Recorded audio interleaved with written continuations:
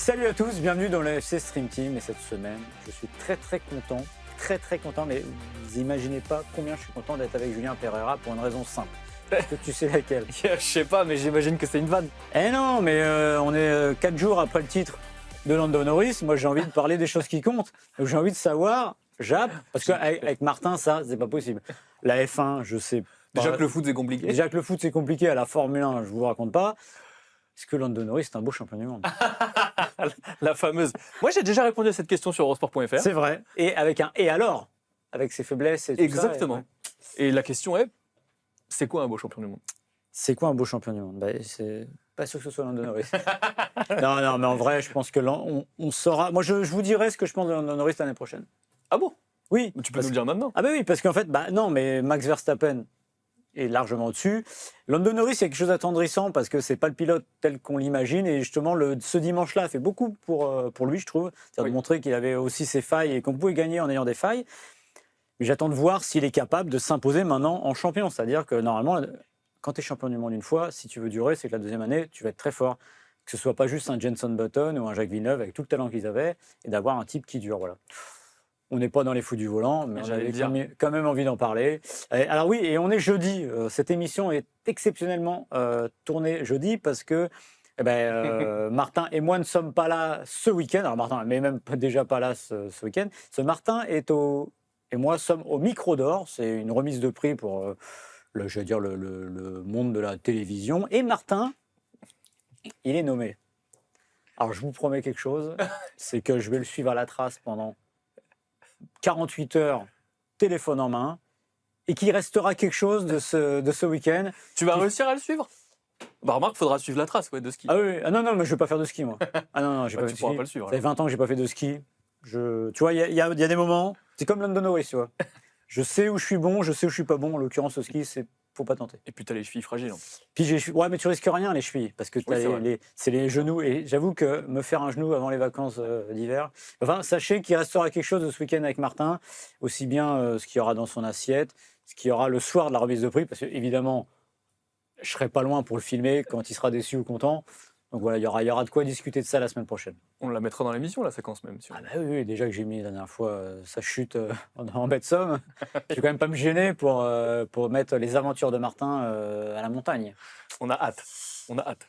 De quoi va-t-on parler, Maxime? Alors, de quoi va-t-on parler? Eh bien, on va parler 3 sujets, comme d'habitude. Et le premier, on va parler de Mason Greenwood, qui a été l'acteur principal de la victoire de l'Olympique de Marseille sur la pelouse, enfin, pas sur la pelouse, mais sur le terrain d'Anderlecht face à l'Union Saint-Gilloise.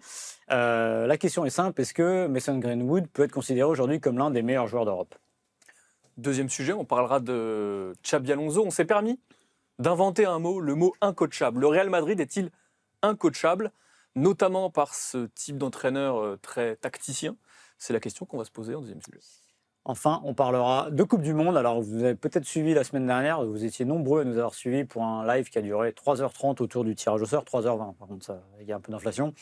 Et on va parler de la Coupe du Monde et de la nouvelle qui est tombée pendant le week-end. Et on a appris ce week-end que, comme il fait chaud aux États-Unis, mais même s'il ne fait pas chaud partout, on va faire des cooling breaks au milieu des matchs, c'est-à-dire qu'en gros, la FIFA est en train de dénaturer le jeu. Je ne vais pas commencer à lancer le sujet. Oui, mais en gros, je pense que on divise en 4. On va passer de mi-temps à des quarts-temps et on va se poser la question du pourquoi et du comment. Et est-ce que c'est une bonne chose pour le football? Spoiler, pas du tout. Maxime, on commence donc avec ce premier sujet, cette première question qui à la base est une affirmation de Roberto De Zerbi. Mason Greenwood est-il l'un des meilleurs joueurs d'Europe? De Zerbi parle d'attaquant, on a choisi le plan un petit peu plus large. Alors, il y a quelques semaines, dans la rédaction d'Eurosport.fr, sur une après-midi un peu calme, j'ai lancé au débeauté, je ne sais plus pourquoi, s'il avait un peu plus de plomb dans la tête, Greenwood serait sans doute l'un des meilleurs joueurs du monde. Ce à quoi j'ai entendu des rires d'une personne que je ne citerai pas, mais qui après est venue me dire ah bah ouais, finalement, tu as peut-être raison. Bah oui, parce qu'en fait, Mason Greenwood est un sacré joueur. Alors évidemment, il y a tout, il y a l'artiste et l'homme. L'homme a fait des trucs très répréhensibles, parce que vous le savez certainement, il a été auteur de violences conjugales sur sa compagne, quelque chose qui a marqué sa carrière et qui a marqué son évolution. L'OM a pris le risque de le prendre, ce qui était très discutable. Et moi, j'avoue que ça m'a mis un peu mal à l'aise, parce que je me suis dit, à quel moment l'OM va chercher un joueur comme ça? Alors, l'évolution derrière n'excuse rien à ce qu'il a fait, mais il se trouve que a priori les supporters ont un peu fait fi de ça aujourd'hui. Oui, totalement. Et il faut dire que je parle du footballeur, évidemment, du joueur, de ce que je vois sur le terrain. Oui, je pense qu'on peut aujourd'hui le mettre dans les meilleurs attaquants d'Europe. Alors, est-ce que je le mettrais dans le top 10 ? Je ne suis pas sûr. Parce qu'en fait, il évolue en Ligue 1. Et ça, pour moi, la tarte à la crème des 5 grands championnats, ça ne fonctionne pas. Mais n'empêche que ce qu'il réalise à l'OM depuis son arrivée, depuis bientôt 1 an et demi, est formidable. Il y a évidemment les chiffres déjà. Co-meilleur buteur du championnat de France l'année dernière. J'ai bien co-meilleur buteur parce que c'est pas parce qu'il tire les pénaltys. Pénalty, ça compte un but, donc il a mis autant de buts que Dembélé, donc il est co-meilleur buteur du championnat de France. Premier gars à réussir un quadruplé sous les couleurs de l'OM depuis Papin en 91. Il n'y a pas eu de période d'adaptation. Non. D'ailleurs, il a démarré très très fort l'été dernier avant de se calmer pendant l'hiver. Là où on a découvert en fait ses défauts, c'est-à-dire d'être un peu nonchalant, un peu moins performant contre les gros clubs, même si cette année, Oui, c'est terminé. Beaucoup moins vrai. Et puis cette année, là, on est à 13 buts en 20 matchs. Donc on peut dire que globalement, il réussit. Et si on revient sur le match de mardi, il y a ce doublé et notamment ce 3e but qui est assez formidable avec ses courses. Il percute. Il fait ce dribble derrière la jambe à la Drogba et derrière, il enroule du pied gauche. Donc oui, je pense qu'aujourd'hui, on peut considérer Greenwood comme l'un des meilleurs joueurs d'Europe. On précise d'ailleurs, tu parlais de son nombre de buts, 13 buts en 20 matchs, Ligue 1 et Ligue des Champions confondus. Parmi les grands championnats, il n'y a que Mbappé, Kane, Haaland qui font mieux. Ça place quand même un homme, et avec la particularité que lui n'est pas un attaquant de pointe. Moi, si je dois répondre à cette question, je dirais simplement que oui, par la force des choses, et aussi parce que, pour moi, il a 2 qualités qui sont rarissimes aujourd'hui et qui font beaucoup de différence dans le football aujourd'hui. C'est son ambidextrie, qui lui permet de faire des choses que peu de joueurs sont capables de faire. Tirer sur son pied droit, tirer sur son pied gauche, on voit à quel point ça pose des problèmes aux défenseurs adverses. Et puis, l'autre qualité, c'est aussi sa vitesse d'exécution. On le voit sur son 2e but, justement, contre l'Union Saint-Gilloise. Il a une capacité à changer de direction et à enchaîner très vite, qui, pour moi, le rend complètement létal. Donc oui, sur le joueur intrinsèquement, sa vélocité, sa technicité, sa capacité à marquer de loin aussi, à être décisif, tout ça font de lui l'une des références en Europe. Et j'ajoute que je vois une vraie progression par rapport à la saison dernière. Roberto De Zerbi n'a jamais été très tendre avec lui, notamment sur son implication, notamment sur son repli défensif, etc. Là, j'ai l'impression qu'on le voit plus disparaître pendant les matchs depuis le début de la saison. On l'a aussi vu très bon dans des grands matchs, notamment face au PSG, même s'il il avait été impliqué sur le but en tout cas. Donc voilà, j'ai l'impression qu'il a corrigé beaucoup de défauts. Ça ne veut pas dire que c'est le joueur parfait. Et ce que dit De Zerbi mardi, il a raison. Il a un petit peu tendance à forcer les choses, à avoir un petit peu trop confiance en lui de temps en temps. Mais en tout cas, je vois une vraie progression. Et quand on connaît sa qualité devant le but et à quel point il est décisif avec l'OM, c'est très intéressant. Ouais, moi le côté il défend pas assez ou des choses comme ça. Alors en plus, pour le coup, il fait un peu plus d'efforts. Mais c'est un argument qui est assez fallacieux pour moi. Parce que tant qu'il marque des buts, après tout, s'il met 2 buts par match mais qu'il ne défend pas, a priori, alors on va me dire oui, mais c'est quelque chose qu'on demande. Oui, c'est quelque chose qu'on demande, mais on ne devrait pas. En fait, à un moment, on peut pas. Enfin, c'est difficile d'être efficace dans les 2 surfaces, pour faire simple. C'est-à-dire que si déjà il est efficace de l'autre côté du terrain, c'est déjà suffisant. Et je pense que s'il fait une saison à 35 buts, personne ne lui en voudra de parfois avoir des trous, de laisser le travail défensif à d'autres. On peut accepter que dans une équipe, il y a un joueur qui en fasse moins que les autres, si tant est qu'il soit efficace de l'autre côté. Moi, ce que je trouve aussi, c'est que voilà, son défaut principal aujourd'hui, c'est que, comme tu dis, il force. Il y a des fois, donne-la, on a envie que tu la donnes, mais comme il sait qu'il peut marquer à peu près n'importe quel endroit avec n'importe quel pied, on sait qu'il peut frapper de loin. Déjà l'année dernière, il avait sauvé quelques situations, je crois que c'est contre Toulouse notamment, où il met une frappe de loin. Enfin, on sait que ce type-là est un danger d'à peu près partout, donc ça, c'est quand même ça n'a pas de prix pour l'OM. Et il fait des différences. J'ai pas vérifié la stat, mais je crois que c'est l'un des joueurs qui tire le plus en Europe. Ah oui, je pense. Oui, ça, je pense. Avec Nuno Tavares, une fois contre Monaco, qui avait passé 10 minutes à mettre 10 frappes, mais bon. C'est un des rares aussi, je trouve, Marseille, qui fait des différences ballon au pied. Il y a Weah qui fait un peu ça, mais qu'on voit pas toujours. Pexa, ça dépend, mais c'est plus par la passe. Mais c'est vraiment, lui, il tente. D'ailleurs, il y a des actions où il remonte le terrain, il ose y aller. Et moi, alors, c'est une comparaison qui vaut ce qu'elle vaut, mais sa gestuelle me rappelle beaucoup Chris Waddle. Pour le coup, pour ceux qui ont connu Chris Waddle, Alors pourquoi? Parce que déjà il y a ce côté gaucher, un peu dégingandé, un peu sec. Les passements de jambes, qui est un geste qu'on voit pas tant que ça. Surtout ces passements de jambes qui me rappellent vraiment ceux de l'anglais. Et d'ailleurs c'est marrant parce que je l'ai découvert en préparant cette émission que De Zerbi, qui a à peu près mon âge et donc a vu Chris Waddle quand il était ado, a revu des images et a dit à Greenwood, inspire-toi de Chris Waddle, parce que voilà, je pense que oui, il y a une filiation. Alors la filiation, elle s'arrête devant le but parce que Waddle a marqué moins de buts en 3 ans que Greenwood depuis son arrivée, mais c'est vrai qu'il y a quelque chose qui rappelle ça. Évidemment, il est moins gracieux. Waddle n'était pas entouré de des problèmes judiciaires qu'il a eus, loin de là justement. Mais sur le terrain, il y a quelque chose qui fait vraiment penser à l'ancien international anglais. Tu es en ligne avec Roberto De Zerbi. Comme quoi tout arrive. Non mais ça c'est l'âge, je pense. On a à peu près le même âge. Donc Non mais ce que tu disais sur la capacité à faire des différences, je trouve ça important aussi parce que finalement il y a très peu de joueurs aussi décisifs que lui qui sont aussi capables de faire autant de différences dans le jeu et balle au pied. Et c'est aussi pour moi ce qui fait sa force et ce qui fait qu'il fait partie des références justement en Europe. Toi tu le mettrais où top 15, top 20, top 40? Peut-être un petit top 10 moi. Ouais. Top 10 je sais pas, mais je le mets juste... Si on parle d'attaquant. Ouais. Oui, attaquant pareil. Ouais. Attaquant, oui, top 10, top 15, mais la question qui va se poser, alors ne me faites pas dire ce que j'ai pas dit, mais en fait son histoire personnelle est à l'arrivée une forme d'aubaine pour l'OM, parce que ce joueur-là, à cet âge-là, ne doit jamais être à l'OM. Mais il se pose la question maintenant aussi de son avenir, c'est-à-dire que ce joueur-là, est-ce qu'il est parti pour rester à l'OM parce que, il aime le club, et parce que les portes lui sont fermées en raison de ses déboires judiciaires et de ce qu'il a fait auparavant. Ça va être une vraie question pour l'avenir. Tu veux mon avis? Oui. Je ne serais pas surpris qu'un club anglais... Anglais, ça m'étonnerait quand même. Moi, ça ne m'étonnerait pas. Ouais. Je ne dis pas que ça va arriver, je dis que ça ne m'étonnerait pas qu'un club anglais mette son éthique de côté. C'est pas comme si tous les clubs anglais étaient irréprochables sur ce plan. Déjà, alors, j'ai rien contre Manchester United, bien au contraire, mais le joueur, il n'en voulait plus pour les raisons qu'on sait et qui sont évidentes. En revanche, ils se sont mis une petite porte de sortie, c'est-à-dire qu'ils prennent 40% sur la revente du joueur. J'ai vérifié, 50%. 50% sur la revente du joueur. Donc, en fait, on se bouche le nez jusqu'au moment où il y a le pognon qui rentre dans les poches. Mais bon, ça, c'est Et on rappelle qu'au moment où il explose à Manchester United, ouais, il est le joueur le mieux valorisé en Europe. Mason Greenwood, on va suivre ça avec intérêt. Et je vais te poser une question que j'ai oublié de te poser dans l'intro, que je m'étais mise. Parce qu'en fait, moi, j'aime bien mettre en valeur mes congénères. On a parlé de F1, il faut savoir que Jap, sacré pilote. Ouais, vachement. Non, il touchait en carte, etc. Ça rigole pas, on va pas parler des marques, mais le mec, il était là, c'est pas le kart à côté où il roule pépère, là, c'était vraiment très très haut niveau. J'ai peur de la question là, parce que je vois pas comment. T'es quel type de pilote, toi? De Greenwood. Si tu veux te comparer. Oui. Alors aujourd'hui ou. Ouais. Le style Jap, c'est quoi dans un kart? Aujourd'hui, je suis plutôt sur un style Yuki Tsunoda. Ah oui, d'accord. Non. Dans le style de pilotage, ouais, je suis plutôt coulé. D'accord. Ok. Je suis pas un C'est pas un pilote, coulé. Je suis pas un agressif. C'est calme. Ouais, là, je suis coulé. Et donc, quand je préparais, je me suis dit, mais Martin, ce serait quel type de pilote? Je crois que j'en ai un, moi. Vas-y. Sur la grille. Bon, Lance Stroll.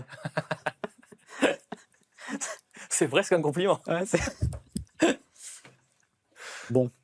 On va passer si tu as d'autres questions comme ça, en plein milieu d'un sujet. Non, j'ai pensé. Non, c'était la fin du sujet, c'est pour ça, c'est la transition. On va parler du Real Madrid. D'un entraîneur qui va peut-être couler. Qui est coulé aussi, oui. Défait par Manchester City 2-1 en Ligue des Champions. Alors, on parlait plus ou moins de match à la dernière chance. C'est Xabi Alonso qui connaît des débuts très, très compliqués avec le Real Madrid. Je ne vais pas dire qu'il l'eût cru, mais en tout cas, c'est vrai que d'être début décembre et de se dire qu'il ne va peut-être pas passer l'hiver, ce n'était pas dans les plans du Real. Surtout quand on va chercher un entraîneur tel que lui, ça n'a pas tellement de sens de dire au bout de 3 mois, on dégage parce que la mayonnaise ne prend pas. Oui, parce que quand on va chercher un Xabi Alonso, l'idée c'est quand même qu'il installe des choses qu'on a vues notamment avec le Bayer Leverkusen, c'est-à-dire une philosophie, une identité. Et une identité, ça ne se fait pas en 3 semaines, ça ne se fait pas en 3 mois non plus. Et quand on a vu que le Real Madrid allait chercher Xabi Alonso, on s'était dit peut-être que le Real Madrid justement va changer un petit peu son optique et essayer d'instaurer quelque chose de nouveau. Visiblement, ça ne fonctionne pas. Quand on lit la presse, quand on sait quelle est la relation, la nature de la relation entre le Real Madrid et la presse espagnole, on se dit que le Real a déjà perdu patience, alors que c'était un ingrédient a priori essentiel pour que la mayonnaise finisse par prendre. Alors moi, je suis embêté parce que, en fait, je ne sais pas si le Real a fait une erreur de casting, mais compte tenu de l'ADN du Real, ça y ressemble. Alors, en cause, surtout pas Xabi Alonso, qui est, je pense, un formidable entraîneur, qui aurait peut-être plus intérêt à être à Liverpool qu'au Real Madrid. On comprend pourquoi il est au Real, parce qu'il y a joué, parce que le Real, etc. Mais en fait, qui a déjà vu le Real bien joué, je dis bien joué dans l'acception qu'on imagine, c'est-à-dire avec un jeu léché, collectif, peut-être Guardiolesque, ce que vous voulez, Luis Enrique, ce que Quelque vous chose voulez. d'identifiable. Quelque chose d'identifiable, mais quelque chose d'identifiable qui a, on va dire, parce que moi j'aime pas dire ça parce que j'aimais autant Mourinho que Guardiola, mais qui est identifiable dans le beau jeu. Mais en fait non, il n'y a pas, ça n'existe pas. Moi ça fait à peu près 35-40 ans que je suis de près les affaires du football. Et il n'y a pas eu un moment où le Real a été une référence du jeu. Ça n'existe pas. C'est pas dans leur ADN, mais pourquoi? Parce que déjà, c'est un club de stars, des fois en caricature, mais c'est la vérité. C'est un club de stars. Reprenez l'époque des Galactiques, quand vous avez Figo, Beckham, Zidane, Ronaldo et compagnie. Je vais rajouter Roberto Carlos à dessein. C'est une équipe qui a des moments de grâce. Parce que vous regardez sur le terrain, vous dites « Ah ouais, là c'est incroyable ce qu'ils font ». Mais parce que vous avez des talents incroyables et des talents qui n'ont pas un ego surdimensionné. C'est-à-dire que quand vous avez Ronaldo et Zidane dans un... Je parle de Ronaldo, le Brésilien, Le vrai. sur le terrain, c'est pas exactement la même chose parce que ce ne sont pas des joueurs qui vont tirer la couverture à eux. Et prenez l'exemple du plus beau but de l'histoire peut-être inscrit par le Real en Ligue des Champions, la finale face au Bayer Leverkusen. En fait, c'est un but incroyable. Mais il vient de quoi? Du talent individuel de deux joueurs. C'est-à-dire que Roberto Carlos qui balance ce centre improbable parce qu'il ne peut pas faire autrement, mais n'empêche qu'il devient parfait. Et évidemment, cette volée de Zidane. Et je trouve que cette volée de Zidane, elle représente bien ce qu'est le beau pour le Real, c'est-à-dire des gestes incroyables de joueurs talentueux. J'ai en tête aussi, pourtant, ce n'est pas une époque formidable pour le Real, les ouvertures de Beckham, il l'avait reculé quand il est arrivé parce qu'il y avait trop de joueurs. Ce type-là balançait des transversales de 60 mètres. Donc c'est très difficile, je pense, d'arriver comme il est arrivé. Je pense que Xabi Alonso a besoin d'un vestiaire qui va être un peu le doigt sur la couture, au garde à vous. Et pas forcément de manière militaire, mais c'est de dire, en fait, c'est très louable, parce qu'il dit, ici, il y a du mérite. C'est pas parce que tu t'appelles Mbappé, parce que tu t'appelles Vinicius, tu vas jouer. Or, même si les joueurs du Real n'étaient pas avec un ego, même si ceux-là, je pense, ont de l'ego, bah, ce serait un problème parce que c'est pas l'ADN du Real. Et regardez les entraîneurs. Est-ce qu'on ne peut pas le changer, cet ADN? Ah oui, mais là, faut changer tout, là, je pense. Liverpool a réussi à changer avec Klopp, le PSG a réussi à changer avec Alors, ils ont changé de manière de jouer, pas d'ADN. Je pense que l'ADN de Liverpool est toujours le même. C'est-à-dire que le PSG. Cette culture. Oui, mais alors le PSG n'a pas le vécu que le Real. Voilà, c'est ça. Même si, tu as raison, il y a une forme de contre-exemple. Mais comment ils ont changé? Parce qu'ils ont mis un mec hyper fort à la tête du club, avec une direction qui a aussi accepté de revenir en arrière. Là, en l'occurrence, je ne sais pas si Xabi Alonso a l'autorité d'un Luis Enrique, parce que Luis Enrique, en gros, il s'en fout complètement. C'est-à-dire que c'est my way or the highway. Et Florentino Pérez, je pense qu'il n'a pas envie d'être en retrait.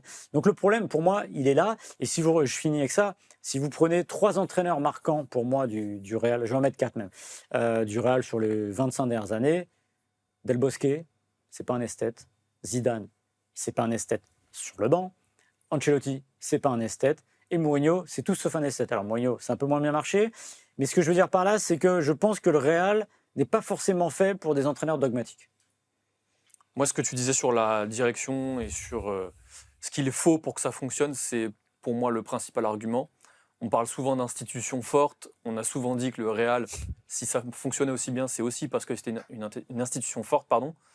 J'ai l'impression que c'est plus le cas ou que c'est pas le cas à la hauteur de ce que ça devrait être pour que ça fonctionne avec Xabi Alonso. Et le meilleur exemple, c'est ce qui s'est passé avec Vinicius au Classico. On en avait déjà parlé sur une autre émission avec Arthur, mais on ne peut pas avoir Vinicius qui a ce comportement à la sortie au Classico et que derrière, on n'ait pas une vraie sanction qui est autre que juste des excuses sur les réseaux sociaux. Xabi Alonso, pour que ça fonctionne, il lui faut un soutien total, à la fois par Florentino Pérez, aussi par les actes, et ce n'est pas ce qu'il a eu jusqu'à présent. Et effectivement, je pense qu'il n'a pas aussi l'autorité naturelle que peut avoir, par exemple, un Luis Enrique. Et donc, sans ça ne peut pas fonctionner, parce qu'aujourd'hui, dans ce vestiaire, il y a des égos, et pour se débarrasser des égos, il faut du temps, ou alors il faut réussir à se faire accepter. Et malheureusement, Xabi Alonso, il n'est pas aidé dans cette mission-là. Et heureusement que Mbappé marque. Parce que je pense que si Mbappé ne marquait pas, déjà le Real serait en moins bonne position. Et je pense même que Mbappé serait même en moins bonne position dans ce vestiaire-là. Parce qu'on dirait quoi? On dirait oui, mais c'est Mbappé. Il y a eu le PSG, ça a moins bien marché avec lui. Parce qu'en plus, vous avez un joueur qui sort du lot, un joueur qui est individualiste. Et c'est pas un problème de le dire, c'est la vérité. Et c'est possiblement plus dur de construire comment dire, un caractère global à une équipe et de construire un collectif. Le problème, c'est que si Xabi Alonso se fait dégager, mais qui est à la place? Je crois que la rumeur, c'est Alvaro Arbeloa, mais c'est évidemment une solution de secours. Oui, parce que c'est pareil, c'est tout le paradoxe du Real. C'est-à-dire que si vous mettez Arbeloa, vous dites ça ne va pas durer, c'est pas possible qu'Arbeloa reste. Évidemment. Mais n'empêche que des fois... Comme avec Solari après Benitez. Le problème, c'est que parfois, il y a plus besoin de... Peut-être que le Real aurait parfois besoin de plus d'entraîneurs accompagnateurs et accompagnants que de joueurs je vais y arriver, de dogmatiques comme les Xabi Alonso. Alors, il y a la rumeur Zidane aussi. Alors, avec, je ne sais pas qui a sorti ça. Le Real serait prêt à le laisser entraîner l'équipe de France aussi. Ça t'a énervé, ça. Oui, bien sûr, oui. Et puis l'équipe de France, elle est d'accord? Non, mais attendez, les gars, je ne sais pas comment des gens mordent dans des infos comme ça et relaient des infos comme ça. Voilà, je suis en train de le faire. Mais, voilà, mais non, mais pour dire que c'est complètement stupide, on ne peut pas imaginer. Zidane, il y a eu des cas rares de sélectionneurs, entraîneurs, ça arrive. Enfin bon, là, c'est le Real Madrid de l'équipe de France. Et pourquoi pas un poste à la NASA aussi? Enfin, ça n'a aucun sens. Il y a eu aussi la rumeur, qui est probablement tout aussi bien fondée que celle que tu viens d'évoquer, qui mène à Jürgen Klopp. Oui. Là, le problème, c'est que lui n'a pas envie d'entraîner. Mais lui, pour le coup, oui. Mais alors... Moi, je ne suis pas sûr. Qu'il a plus envie d'entraîner? Non, quand tu dis pour le coup oui, ah oui, je suis pas sûr que ça fonctionne. Ah non, mais voilà, alors c'est typiquement, en effet, je suis pas sûr que Jürgen Klopp fonctionne, parce que s'il arrive avec ses idées qui leur demandent de faire du gegenpressing et de courir comme des dératés, je suis pas sûr que ça fonctionne. En fait, c'est vrai que Ancelotti cochait les très bonnes cases pour ça, parce que il y a des gens comme ça qui dégagent une autorité et une bonhomie. Et pour le coup, c'est le cas d'Ancelotti. Je pense que le Real fonctionne à ça, c'est-à-dire qu'il faut une confiance. Ce sont des super accompagnateurs. Zidane ne sera jamais un grand technicien sur le banc, mais n'empêche qu'il sait gérer un effectif et c'est aussi autant lié à ses qualités professionnelles que son empathie. Son aura, ouais. Et puis son aura aussi. Ton prono, il va se virer? J'aurais dit oui juste après la défaite contre Liverpool, vu ce qui se dit dans la presse espagnole, qui encore une fois quand même un petit peu piloté à certains égards par le Real Madrid. J'ai l'impression qu'il va encore avoir du temps. Maintenant, si la question est-ce qu'il va passer 2025, enfin 2026 plutôt, je dirais non. Ça, on en a pas parlé, mais la presse espagnole aussi. C'est très compliqué. Oui, parce que ça joue aussi dans le temps que tu donnes à ton entraîneur. Quand on sait, encore une fois, et Guardiola l'a dit après le match, la différence avec l'Angleterre, c'est qu'il n'y a pas les entraîneurs dans le vestiaire. Les journalistes, pardon, dans le vestiaire. Ça a un impact considérable parce que quand vous avez une pression dans la presse au bout de 2 matchs perdus, même si c'est des matchs importants, et ben ça joue sur le temps que vous avez, ça joue aussi sur ce qui se dit dans le vestiaire, ce qui se passe dans le vestiaire, et c'est important. Et c'est pour ça que pour moi, le Real aurait dû être plus fort, en tout cas plus en avant pour défendre Xabi Alonso. En tout cas, moi, je pense que les joueurs ne l'ont pas lâché. Enfin, j'ai pas eu cette impression-là en regardant le match. Il faut s'accrocher. Voilà. Je pense que si le virer, ce serait une énorme connerie parce que ça voudrait dire que il n'avait pas accepté, tout ce qui est la direction du Real, n'avait pas accepté que ça puisse prendre du temps, que c'est pas en claquant des doigts qu'on transforme une équipe. Et surtout quand quelqu'un arrive avec un plan de jeu et que le Real, c'est pas le Bayer Leverkusen, voilà, et qu'il faut un peu plus de temps. Donc c'est à suivre. Je crois que c'est à Alaves le prochain match. Oui. Il a intérêt à pas le perdre, là pour le coup. Mais ce serait quand même une absurdité de le renvoyer. En parlant d'absurdité, ça, on n'est pas... ça c'est de la transition. Ouais. Là, je sens... Tu sais quoi, je vais présenter le sujet, je vais te laisser monter en pression tranquillement, et puis je vais te lancer, et puis tu vas dire tout ce que tu as à dire. Le pire, c'est que les gens qui nous regardent savent très bien ce que je vais dire. Donc je ne sais même pas si j'ai besoin. On devrait faire, tu sais, c'est comme dans les concerts. C'est-à-dire que la chanson est connue, tu mets le micro au public, et allez-y, et moi j'écoute, et après je reprends quand je veux dire. Non, notre troisième sujet concerne la Coupe du Monde 2026. La FIFA a acté qu'il y aurait des pauses fraîcheurs à chaque période de chaque match de cette Coupe du Monde 2026 pour préserver la santé des joueurs. Donc comment ça va se passer? C'est très simple. Après 22 minutes de chaque période, l'arbitre sifflera, les joueurs pourront se rafraîchir durant 3 minutes, et ça à chaque match. Maxime, c'est le moment Maxime, j'espère que t'es chaud. Qu'en penses-tu? Déjà, bravo la FIFA. On n'attendait plus grand-chose, mais on est quand même déçus. Donc, on aura une mi-temps, un spectacle à la mi-temps de la finale. On a des mi-temps qui viennent des cartons. En gros, c'est la NFL. Ils vont jouer dans des stades de NFL pour la plupart. Donc, en fait, on y est. Voilà, très bien.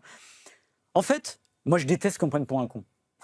En fait, moi, je suis prêt à avaler toutes les couleuvres à condition qu'on se dise pas, on va lui dire ça, il va rien voir. Parce que, en l'occurrence, la santé des joueurs, la pause hydratation au bout de 22 ou 23 minutes, quelle que soit la température et les conditions climatiques. C'est-à-dire que si vous avez un match qui joue à 15 degrés en indoor, on va leur dire vous coupez pendant 3 minutes. En plus, je suis allé voir sur le site de l'IFAB. Vous savez, l'IFAB, c'est les règles du jeu. Il y a la FIFA qui gère le football mondial et l'IFAB qui est normalement le garant des règles du jeu, qui n'est plus garant de grand-chose d'ailleurs, qui dit que la pause fraîcheur, alors ils expliquent très bien ce que ça doit être, justement c'est pour la santé des joueurs, et que ça dure entre 90 secondes et 3 minutes. Évidemment, la FIFA a mis 3 minutes.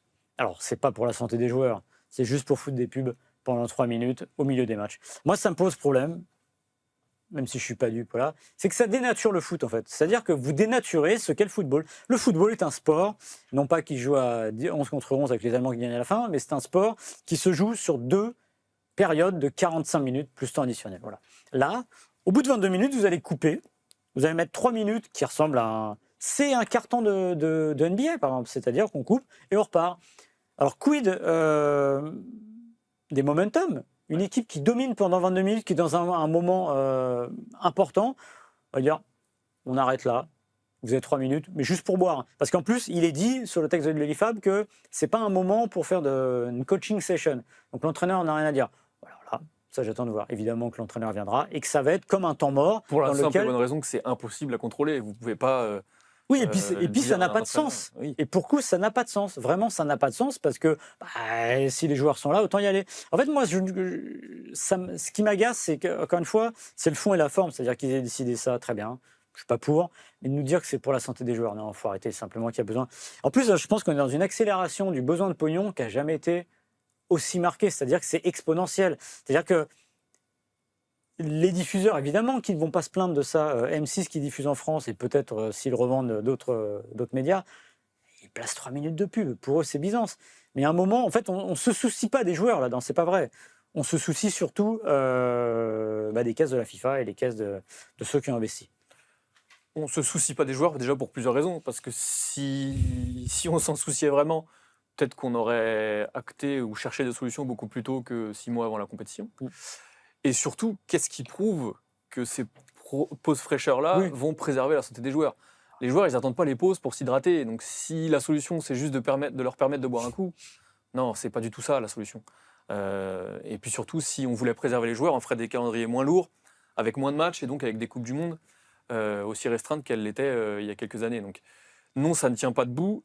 Et moi, je te rejoins sur le spectacle. On a beaucoup critiqué toutes les évolutions du jeu qui ont parfois rendu des matchs trop ennuyeux.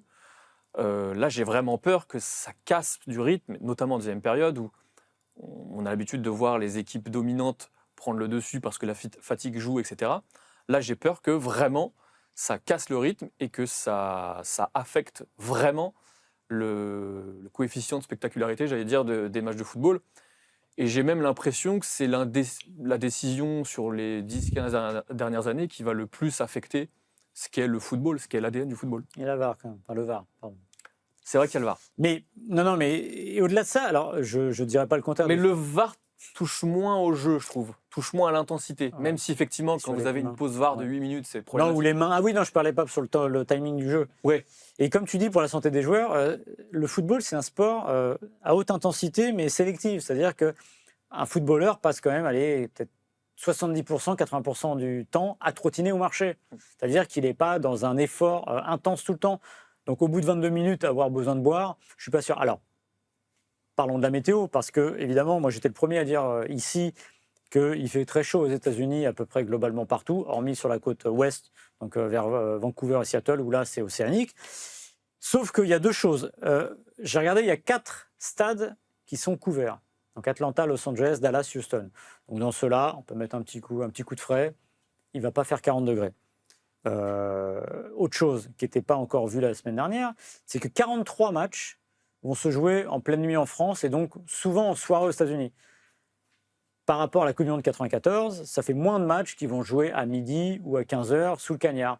Donc déjà, ces matchs-là, à quel moment, un match qui va jouer à Vancouver à 20h, à quel moment on a besoin d'un coup de frais? Il n'a pas besoin. La FIFA parle d'équité sportive quand elle dit qu'elle acte.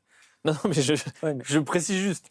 La FIFA parle d'équité sportive, Oui. c'est la raison pour laquelle elle a décidé Oui, d'acter ses pauses fraîcheurs sur tous les matchs. En quoi on est avantagé? Moi, je suis une équipe qui domine depuis 25 minutes, qui n'arrive pas à marquer, mais qui a tapé 10 fois but. En quoi je suis avantagé ou une équité? Moi, j'ai pas envie de cette coupure-là. J'ai envie de continuer à pilonner l'un but et pas se retrouver 3 minutes de pause. Non, moi, je trouve que c'est un vrai problème. Et surtout, il y a ce qui va se passer pendant la Coupe du Monde, mais en fait, on a ouvert une boîte de Pandore. C'est comme les 26, les sélections à 26. On n'est jamais revenu en arrière, mais c'était sûr. Les 5 remplacements, oui, mais c'est le Covid. Et à la rigueur, ça se défendait pendant le Covid, parce que de se dire, oui, mais en fait, comme il peut y avoir des malades, pour la santé des joueurs, c'est mieux. Ok, pourquoi pas. 5 remplacements. C'était temporaire, mais c'est jamais temporaire avec la FIFA. Quand ils ont testé la VAR, souvenez-vous du France-Espagne, je crois, c'est 2017, c'est temporaire. Ils ont décidé que c'était bon, donc ils l'ont gardé. En fait, dès qu'ils le mettent en lieu et place, c'est que c'est définitif. Donc ça, attendez-vous à avoir ces coupures. Parce que moi, je suis diffuseur. Je ne suis pas diffuseur de la Coupe du Monde. J'ai payé pour la Ligue des Champions, la Ligue 1. Je veux dire, attendez, là, on peut se faire un peu de pognon, autant mettre des pubs. Donc on ne reviendra pas en arrière. Donc le football va devenir officiellement un sport qui se joue plus en mi-temps, mais en quart-temps. Et ça t'énerve? Oui, parce que j'ai rien contre les cartons. Les tiers-temps, ce que vous voulez en hockey. Mais en fait, c'est surtout les mauvaises raisons. C'est ça pour moi qui me gêne. C'est-à-dire qu'il faut faire plus de pognon. On est en train de faire gonfler une bulle. Et pourquoi en fait, philosophiquement, pourquoi il y a besoin de pognon dans le foot? Parce que c'est mal géré. Ouais, voilà. Et ça, et d'absolu, c'est un jeu au départ. Donc ça m'agace. Je suis pas dupe, évidemment. Il y en a toujours eu, il y en aura toujours. Mais à un moment, c'est dans la lignée de ce que font les clubs, c'est-à-dire qu'il faut toujours chercher du pognon à tout prix. Et là, je trouve que c'est dommage parce qu'on touche vraiment, pour moi, au jeu. Et dernière chose, moi, j'avais parié ici il y a quelques années que s'il y avait une réforme qui arriverait avant les États-Unis, parce que c'est très américain de faire ça, c'est le temps effectif. Je pensais que la FIFA, un jour, dirait on arrête les 90 minutes, mais puisqu'un match de football, le temps effectif quand le ballon est en jeu, c'est 52, 53, 54 minutes, eh ben, on jouerait sur 2 mi-temps de 30 minutes en arrêtant le jeu dès que le ballon sort.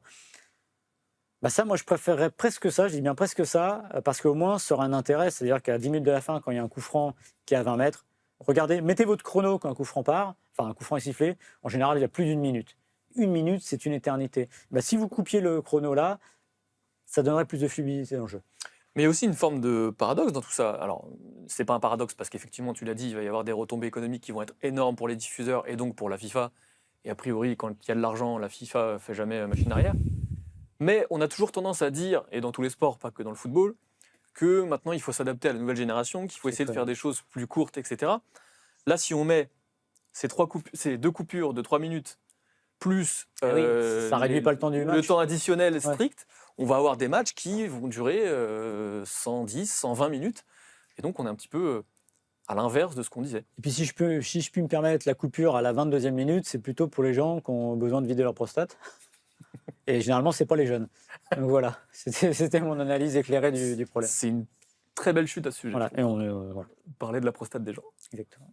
Faut faire attention. C'est plus Movember, mais faut faire attention. J'y ai pensé pendant l'émission. Ouais. Tu me demandais quel style de pilote j'étais. Ah! Mais pourquoi on n'irait pas vérifier ça? Ah oui, mais en plus c'est ma faute. Simplement, oui. dans la réalité. Mais tu vas m'éclater, ça c'est sûr. Mais non. Mais si, Parce qu'au karting, il y a quelque chose qui est essentiel, c'est le poids. Oui, mais enfin bon. Et je pense que ça se voit à l'écran. Oui. Il y a une petite différence. Non, mais là c'est pas possible. Mais tu pourrais faire 40 kg plus que moi. Tu verras que non. Je pense que non, mais c'est sûr. Parce que moi je suis plus. On fait les deux, on fait karting et simulateur. Mon style de pilote, ça serait plus Alain Prost. C'est-à-dire, c'est que la logique de Prost, c'est de dire moi, je veux pas gagner à 100%, je veux gagner à 95%. Je pense que je suis plus là-dedans. Ouais. Je suis trop dans le contrôle. Moi, je pense que tu as le talent d'Alain Prost. Recevons. Qui Alex Wurtz. Alex Villataille. Bon, là, je suis désolé. Pour ceux qui n'aiment pas la F1, c'est un naufrage, mais c'est pas grave, ça nous fait bien rire. Quentin Guichard, pour le quiz, évidemment. Salut messieurs. Comment ça Salut va, Quentin. Bon, on te remercie pas, Quentin. T'es arrivé, non pas pour les quiz la semaine dernière, Ah. tirage c'est très bien. Ouais. Non, parce qu'il faut savoir que Quentin n'assiste pas à toutes les missions. Non, c'est vrai. Et il arrive à la fin, parce que c'est vrai que ça serait long d'attendre. Il a pas envie de nous écouter débiter nos conneries. C'est vrai. Il est arrivé, il n'est pas venu tout seul. Et non. Il a ramené un membre éminent de la rédaction qui s'appelle Glenn Cellier et qui, depuis 3 minutes, parce qu'il y a une petite coupure entre la fin du dernier C'était une sujet, pause à un moment- fraîcheur. Ouais, et là, c'est ça. c'est l'enfer. Voilà, il y a la pause fraîcheur à FIFA. Exactement. Lui, c'est la pause lourdingue. On n'arrive plus à se concentrer. Ça dure plus de 3 minutes par Il contre. n'arrête pas. Et moi, je l'entends là. Je peux pas me concentrer parce que Ça dure 3 minutes, ressenti 15. Alors, Ouais. ressenti quinze. Et il commande tout. C'est Mais infernal. c'est insupportable. infernal. Insupportable. Donc il va nous pourrir la fin d'émission, mais c'est pas grave, on va faire Je avec. me donne pas d'excuses, mais si je perds, c'est cause de Voilà, bravo. Ça a été cette émission? Trop bien. un peu savonné, moi. fluide, Ouais. Non, je trouve Un ça peu très savonné. J'ai raté mon intro sur la F1, tout ça. Ouais. fluide. Ouais, il m'a fait une intro sur la F1 pour me Ah demander bon si Lando Norris était un beau champion du monde. Et d'ailleurs, on se demandait quel pilote es-tu Si Euh, aujourd'hui tu devais être un pilote de la grille. George Russell. Pour la taille Élégant. Ouais, j'aime bien, ouais. Ouais, c'est vrai. Mais c'est c'est vrai. vrai que je serais. Mais moi, je préfère être Max Verstappen.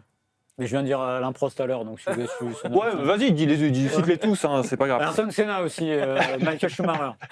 Messieurs, Un mix entre les 4. tu me dis si on passe au quiz ou si t'inquiète. on. Non, mais en plus, je suis pressé, c'est ça le pire. Messieurs, ce week-end, dernier week-end de Ligue 1 de l'année. Ah, Eh oui, 16e journée, avec en feu d'artifice, Marseille-Monaco. dimanche soir, Marseille-Monaco. Marseille, Les joueurs Monaco. Voilà, j'ai plus rien à dire. Ils ont joué Ah oui. à Marseille et à Monaco depuis 1980. Très bien, messieurs. D'accord. Je vous donne le nombre total. Il y a Ouais. 47 joueurs concernés. Et on va commencer par le TOS. Pas tant que Ça va être une séance de tir au quiz classique. Le TOS, donnez-moi, messieurs, le dernier buteur de la dernière confrontation entre les deux équipes. Ah, Vitinha. Vitinha qui ne joue ni à Marseille. Ah non, mais la- oui, ah oui, Vitinha. Non. Oui. En plus, il est parti bien. Mais oui, mais il n'avait pas marqué d'ailleurs, il avait merdé. Nuno Tavares. Non. Alors, c'était lors de la 29e journée de Ligue 1 2024-2025. C'était le 12 avril dernier. C'est pas Greenwood. Non. Ça se jouait à Monaco. Laisse-moi. C'est le 3-2 Non, C'est le l'aller. 3-0. Attends, c'est l'année dernière. Ah oui, c'est le 3-0. Le 3-2, c'est le match aller alors. Hmm. 3-0. Vanderson Non. Non, c'est sur le 3-2 qui marque Vanderson, je crois. Un troisième but inscrit à la 82e minute sur penalty. Zakaria. Denis Zakaria. Bien joué. Maxime, à toi la main. Denis Zakaria. Non, je rigole. Valère Germain. Valère Germain, très bonne C'est celui que j'avais réponse. donné. Et je me suis dit, il va pas donner celui-là, donc j'en ai pas cherché d'autres.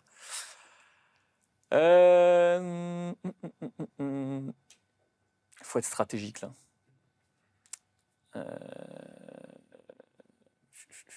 Kondogbia. Geoffrey Kondogbia, tout à fait. Un partout. Fabien Barthez. Fabien Barthez, très bonne réponse. Qui est-ce qu'on a d'autre Julien Rodriguez. Julien Rodriguez, exactement. Gaël Givet. Gaël Givet, très bonne réponse. J'en ai un, mais j'ai peur. 3-2. Une bêtise. J'ai un doute. J'ai envie de le tenter quand même. Pour le beau Au jeu. panache. Pour le beau jeu. Te rate pas, ce j'en ai plein. Oui, mais de toute façon, tu vas me battre, c'est sûr. Je tente Manuel Dos Santos pour le beau jeu. Manuel Dos Santos, excellente Très bonne réponse. réponse. Et donc, je renvoie par un autre Manuel, Manuel Amoros. Tout à fait, Manuel Amoros. 4-3. Je vais pas caler maintenant quand même. Aïe, aïe, aïe, aïe, Donc, aïe. Kanga, Ah oui. Joué. qui n'a pas joué dans les deux. Qui n'a pas joué, non. Je te l'aurais accordé. Ouais. Ça, pour la... Pour le panache. Ah, mais si je puisse faire ça. Ah, ben Morientes. Fernando Morientes, tout à fait. Excellente réponse.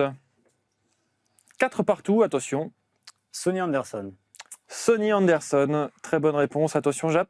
C'est une balle de match. Il y en a 47. Avec 47. Et on a donné 9, c'est ça Et vous en avez donné 9 et on a le temps le 10e, Jap. J'ai rien qui me vient, c'est dingue quand même. Ah, si, Ocampos. Lucas Très bien. Ocampos. Ouais. Très bonne réponse. Très bien, très bien. Attention, c'est la mort subite à partir de maintenant. Nom, Wea, prénom Georges. Ouais. Georges Weah, très bonne, Lis tous les évidences. très bonne En même temps, réponse. Là, je suis à 5 si je perds. De toute façon, je vais Ouais. la perdre celle-là. Il y en a 50 en stock. T'es au panache, là, de toute façon, déjà. Hein. Méité. Ah, Bonnard. Bonnard. Laurent Bonnard, Très bien, très tu bonne J'en avais une réponse. de cette Très équipe. bien, très bien. Je vais lâcher un petit Gilles-Louis Barros. Rui Barros, bien sûr, Pour très bonne réponse. 1m59, international portugais. Exactement. J'en ai plus là, franchement, j'en ai plus. Donne-nous un nom. Je donne Malangocha. Ah, il est Malango chat. Malang. DJ Langocha. Non, j'ai pas. Un nom, allez. Tu t'étais Non, pas j'ai- sûr qu'il jouait à Monaco, là, ton Non, non, joueur mais je suis sûr qu'il joue pas à Monaco. Bah, de toute façon, c'est ça ou rien. Donc, Oui, Non, non. allez. Bah non, je vais pas tu vas dire être une déçu. bêtise. Oui, mais tu vas être déçu. Tu vas être déçu. Tu vois, Ah, mais de ça, toute façon, je ça vais être c'est mon déçu. défaut. Des fois, je le dis Eh pas. oui, Là, eh je oui, vais être souvent. déçu. Ça m'arrive et je me dis, j'aurais dû le dire. Je vais être déçu, mais Alors. c'est sûr qu'il joue pas à Monaco. Allez. Sûr que non. Vas-y. Mais j'ai presque envie de le dire quand même. Allez, te fais pas, te fais Perdu pas pour prier, perdu. là. Non, non, mais non, il joue pas à Monaco. C'est Nkoudou, mais il joue pas à Monaco. Nkoudou, Non, non, il joue pas à Monaco.